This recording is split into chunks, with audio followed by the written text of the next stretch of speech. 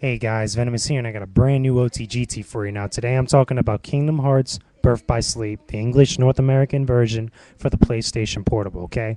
Wow, this game is really good, okay? Now, I've read a couple other reviews here and there, on IGN, on G4, Kotaku, and stuff like that, okay? But now it's time for my opinion, okay? Here's the truth, people. This game is a really good, well put together game, okay? To be honest with you, I played the Japanese, so I knew what kind of, quite to expect and stuff. But it's a totally different experience when now, the language barrier's kind of been broken, and now I could actually, get much more in depth with different aspects of the game. I pretty much explored everything right now. I'm already on my second character playthrough, okay, as far as the main story, and then pretty sure by this weekend, I'm more than likely I'm probably gonna have all three character storylines beaten, and the final chapter storyline also beaten. And I'm gonna, I've been through all the mini games and stuff that's pretty much in there that this game has to offer, and there's a lot of stuff, okay? And what's even cooler, like I've mentioned plenty of times before with all the recent Kingdom Hearts games, the multiplayer aspect, okay? A lot of RPGs now getting into this multiplayer aspect, of developing your character and actually teaming up with your friends to do a whole bunch of stuff. This is pretty cool, okay? What Kingdom Hearts Birth by Sleep does, which is unique, besides all the worlds that your characters that you play as Aqua, Terra, or Ventus go to, there's this one world called the Mirage Arena, where pretty much you could go in there, okay, you go in as your customized, armored, character, whichever of the three that you choose, you could actually change the color of their armor.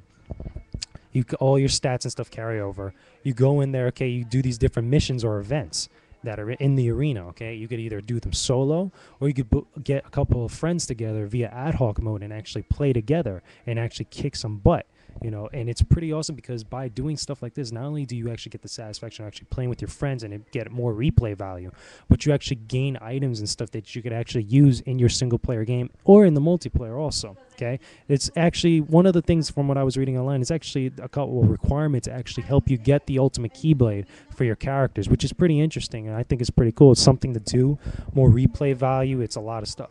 But besides that, the meat and potatoes of the whole thing, the story. The story is very well put together. Now that I actually understand what's going on from having played the Japanese, I could really say like they actually, there's a couple good, nods here and there. I'm not going to spoil it to to parts 1 and 2.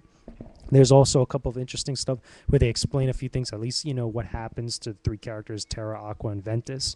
Like I said, I'm not spoiling anything. I'm trying real hard not to spoil it for you guys, okay? Because, there's just so much stuff, especially if you're a Kingdom Hearts fan like myself, you're going to be very satisfied with this game, okay?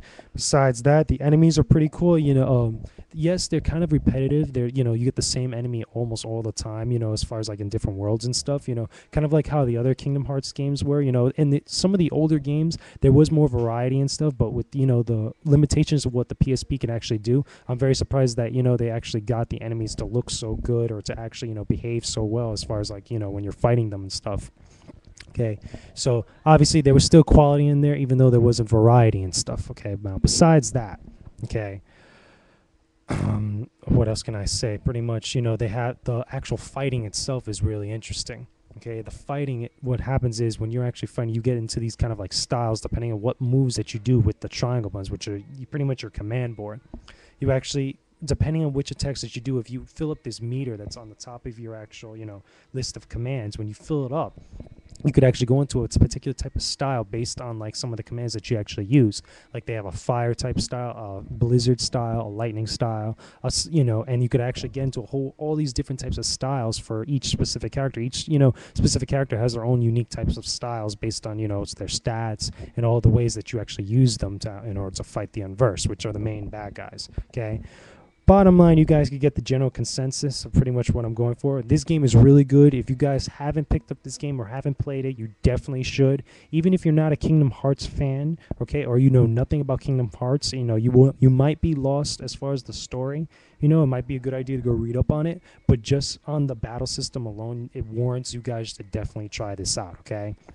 Now, there was couple other points here and there that other websites and stuff were talking about, like the environments is pretty much, they're kind of, not given a lot of personality. They're based on Disney worlds or Disney, like movies and stuff, a lot of Disney movies and stuff. But, like I said, a lot of it has to do with the actual limitations that the PSP has. And for Square Enix to actually get, the level of quality as far as like, you know, story, cinematic plot, story, was it battle system, gameplay, you know, it's, you know, you have to commend them of what they did. Okay, I thought that what they did was good on the Nintendo DS with 358 over 2. I'm telling you, they really expanded upon and actually went all out on Birth by Sleep. So you guys should definitely pick this up. Anyway, that's just my whole review on the whole thing, my whole like thoughts and stuff. Leave your comments and video responses. I don't mind. Just keep it civil. Let me know what you guys think. If you've played the game, if you're thinking about picking up the game, let us know what your thoughts on it. And I'll talk to you guys again soon. Venomous is gone. That was only the goddamn truth. And I'll talk to y'all later, peoples. Take it easy.